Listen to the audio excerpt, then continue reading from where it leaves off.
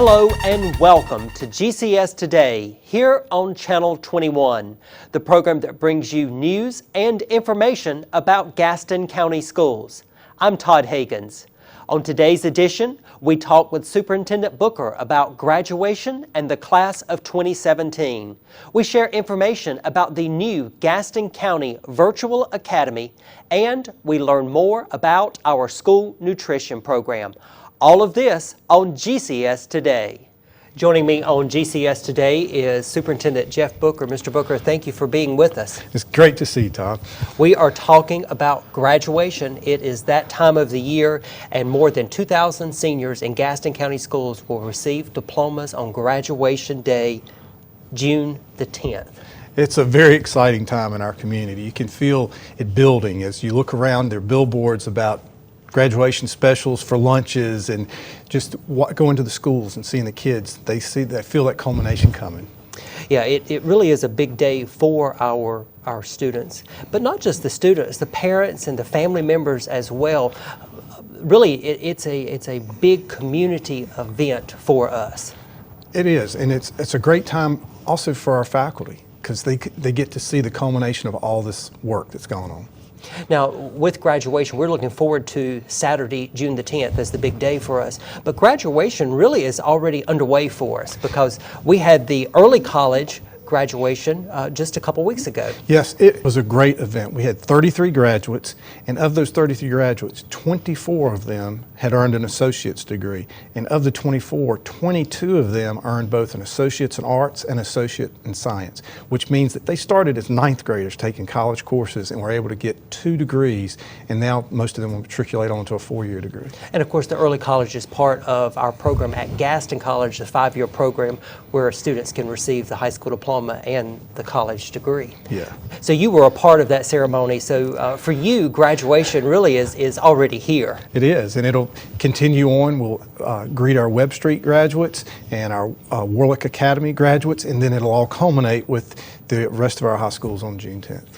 Now, I know that we have a lot of people come to those graduation ceremonies, and we have to remind people that it's a formal ceremony for our students, and so we want those students and those guests to be on their best behavior. But it's also a ceremony where we take safety. It's very important, the safety side of graduation. Talk to us a little bit about what goes into to make sure that those ceremonies are safe. We've been having planning meetings that started actually in March. We began working with law enforcement. We talk about traffic control to begin with because a lot of folks want to come to our graduations, and it's a big thing. It's a family event, and they'll come from far and wide to be there. And so we encourage them to get there early, to get through the process of coming into the gates of the school because we want to be safe, and so there'll be some security measures in place. Also encourage them to look at the weather and think about the heat that may be involved that day and being prepared for that. Another thing is to recognize it's a big day for everybody, and the code of ethics that can operate during graduation. Everybody wants to celebrate their graduate, but you want to hear everybody's name. And so we encourage folks to let them complete and then have a big roar at the end for all of our graduates. Yeah, you can celebrate, but you also want to be respectful in doing so. Yes. Well, safety is very important, so we want our guests to know to arrive early, plan for parking and traffic near the schools, and also to be prepared to go through the lines, the security lines at the schools. Yes. Okay. We think about the class of 2017 and we think about all they have accomplished. What makes you proud of the class of 2017, and what is your message for our seniors? Well, the first thing to say to our community and this class of 2017 is thank you. They have done remarkable things in their 13-year career with Gaston County Schools. We have seen growth in our children. We've seen growth in the accolades that we've been received from the arts all the way through athletics, and then the academic achievement. Once again this year, we have children going to all the great colleges in our country, and we have folks getting great jobs in our community. And so we're very proud of what they've accomplished, but we hope that through the teachers and all that they've invested in them during this time, that they've learned that this is but one step in their education journey, and that just as we talk about being lifelong learners, that they'll spend the rest of their lifetime growing and engaging in learning. Graduation day for Gaston County Schools is Saturday, June the 10th. It's a big day for us and a big day for our community, and we are looking forward to it when we present those diplomas to our high school students. It's the highest honor we get to be a part of. It really is. Superintendent Jeff Booker, thanks so much for being with us here on GCS Today. Thank you, Todd. We want to remind everyone that information about graduation and the class of 2017 is available on the Gaston County Schools website. Coming up, we talk about the new Gaston County Virtual Academy. You are watching GCS Today here on Channel 21.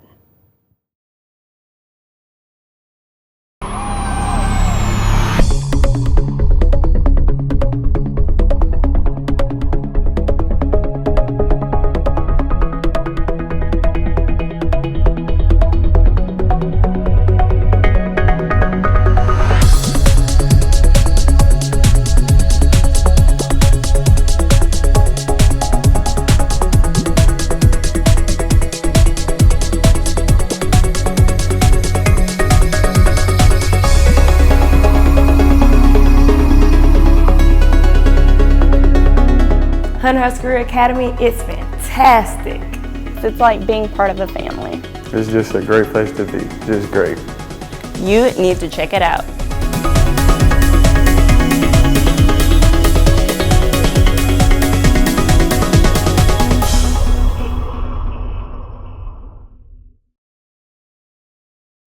Joining me on GCS Today is Kathleen Avery. She is a curriculum facilitator for Gaston County Schools. Thank you for being with us. Thank you. We are talking about the brand new Gaston County Virtual Academy. So let's begin. Tell us, what is a virtual academy? All right, well, a virtual academy, and in this case our Gaston County Virtual Academy, is Gaston County Public Schools middle school online.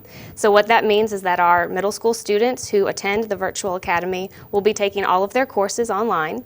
They will be able to do their coursework whenever and wherever it's most convenient for them and best for their academic needs.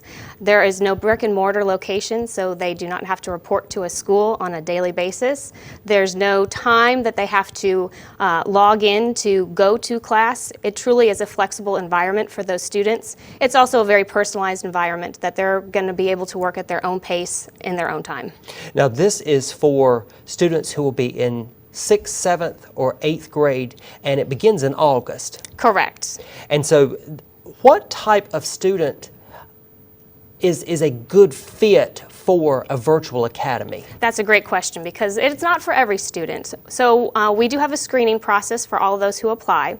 And what we're looking for with those students is first and foremost that they are comfortable in a virtual environment. But then we're also looking for that fit of flexibility. What is it that they need a flexible environment for? It might be that the student is an athlete and so they're trying to make their practice schedule and their school schedule work together. It might be that it's an elementary student and for whatever reason they're just struggling with that transition to middle school. So this is a good way to do that for that family. We also really feel that the Virtual Academy is a great fit for homeschool families. These students are accustomed to routine and structure within their own school, within their own home. So we encourage homeschool families to really look at the Virtual Academy. So it really provides that flexibility in scheduling. Yes. And it could potentially help with the transition from elementary to middle school, because that is a big step for children. Absolutely. And it is ideal for those homeschool students because from what I understand, some homeschool students already take online classes as part of their homeschool program. Right. They're already familiar in many cases with the online environment, but the advantage here is that where they're probably paying for those courses in their homeschool, if they attend the Virtual Academy, it is going to be free. So Gaston County Schools will cover that cost for them to take similar classes that probably they're already taking online. Correct. To take them through the Virtual Academy. That is correct. Okay, tell us how it will work. Is it just a case of students taking classes online, or what else comes with the Virtual Academy? All right, so with the Virtual Academy, their core courses are online.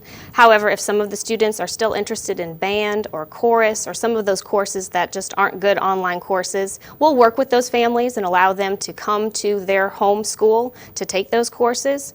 What also comes with this is the fact that we're local. So if a student is struggling in a course, we have Gaston County school teachers who will serve as tutors. So those students can go to a teacher and work face-to-face with that teacher to get help in a content area that they might need. And there are also some opportunities for the students in the Virtual Academy to interact with each other. Yes. Through field trips and some other activities. Talk about why that is important. Well, it's very important for students in an online school to still be able to interact with their peers. So we want to foster those interactions. So that might be in the form of a field trip, as you mentioned. It might be the interaction of working with a tutor in a small group. This is also very important for the virtual staff to be able to interact with those students as well to make sure that they're progressing. So it's really another layer of support.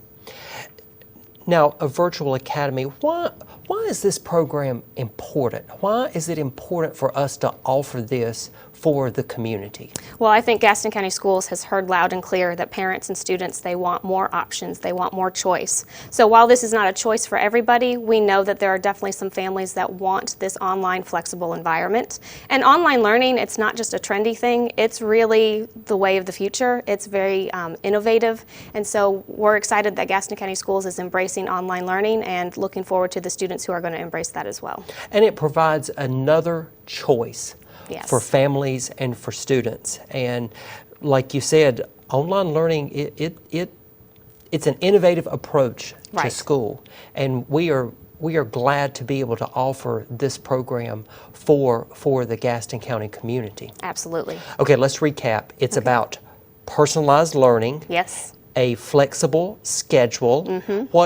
Recap just a couple of the other benefits. The local aspect, I think, is the biggest benefit that we also have going for us, which is the interactions with tutors, the field trip opportunities, the social engagement opportunities, just that local support that other virtual schools may not be offering.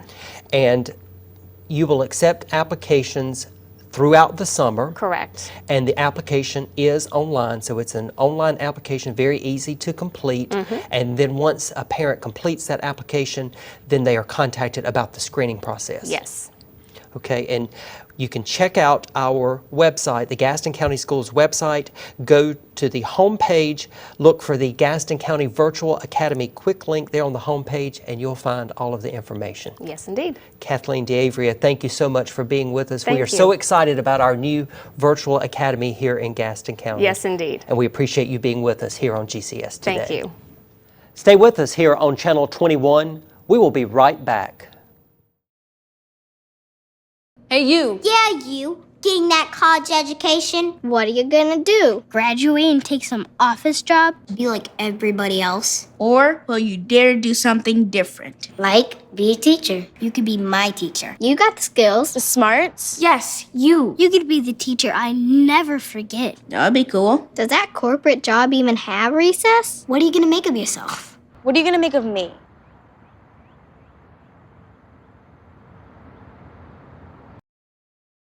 Joining me on GCS Today is Frank Fields. He is the Director of School Nutrition for Gaston County Schools. Frank, thank you for being with us. Thank you, Todd. Thanks for inviting me today. It's great to be here.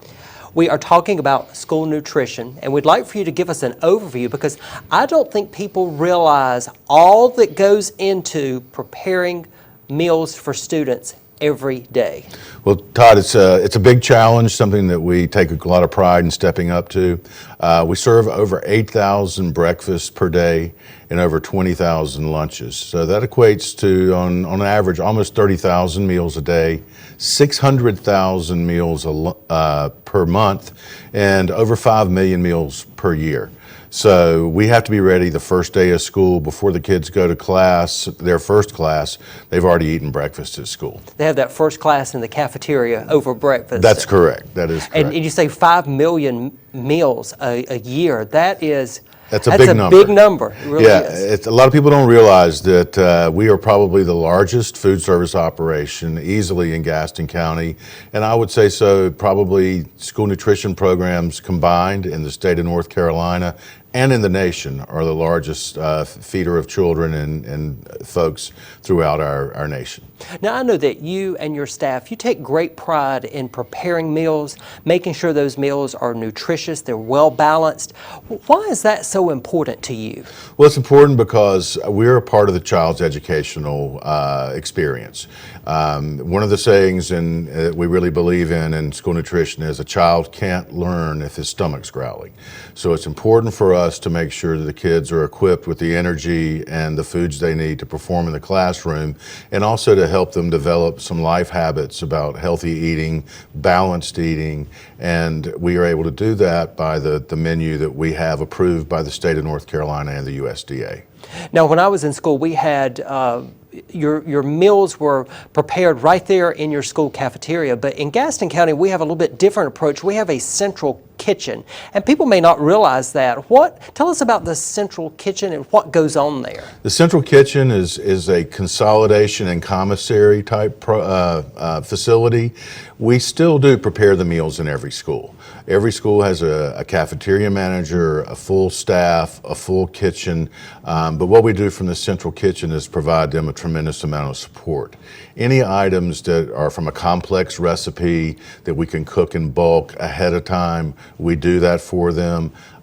We have a cook chill facility, which is large manufacturing of things like taco sauce, spaghetti sauce, things of that nature.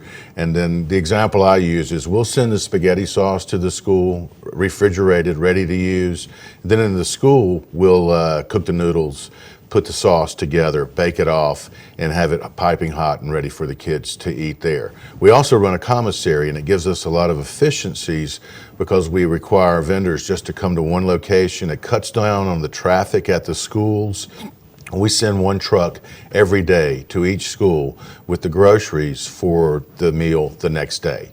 And so it's a constant filling of orders type process, but we're able to let our folks in the schools focus more on that daily prep and also the service and sanitation aspects of our operations. So what goes on at the central kitchen really complements what goes on in each school cafeteria. Absolutely. It's a big help to that school cafeteria. And it gives us consistency so that the foods that are served in all schools are made similarly, that recipes are followed, and it's a real enhancement to our food safety program also. Now, summertime is almost here, and students are almost out of school for the year.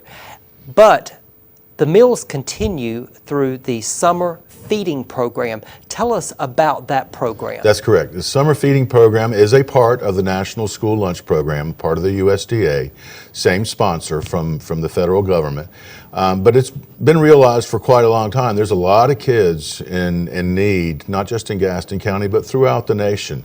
And in Gaston County, 60% of our children qualify for free or reduced price meals. That need doesn't go away in the summertime. So it was realized many years ago that there needed to be something to address that. We have grown that program with the assistance of my great staff at School Nutrition. From in 2008, about 25 locations around Gaston County that provide breakfast and lunch to students. Or any child for that matter. They don't have to be enrolled in Gaston County schools during our summer program. It's going to be expanded to 69 locations this summer. That includes summer school sites, but it also includes summer camps.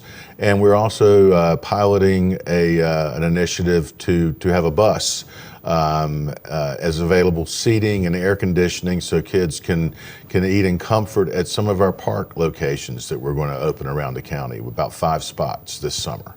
Do you get feedback from parents about the summer feeding program? And if you do, what do they say about it? Well, we do get feedback from parents, and we get feedback from a lot of organizations too that say this is a blessing to them to still be able to make sure their children are getting some nutrition during the summer, and to offer some assistance to the families and the organizations. It works well from a lot of different perspectives. It really is a great community outreach outreach effort. It really is, and it keeps, it does give us an opportunity also not only to serve the students, but to also provide some opportunities for our employees through the summer, which is important.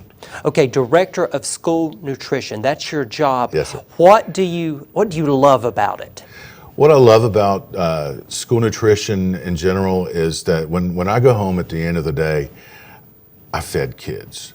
And there's nothing better than that. What I did mattered. What all of our employees did today mattered. What teachers do matters. They can go home and say, I taught kids today. Principals can say, I made a place for kids to be today, to have the environment they need. Our auxiliary services, our transportation facilities, they all did something to support children, and that's what we do at School Nutrition. We're there to serve children, to make sure that they have a chance to be the citizens and have the opportunities they need to be successful in life. And it goes back to what you said earlier.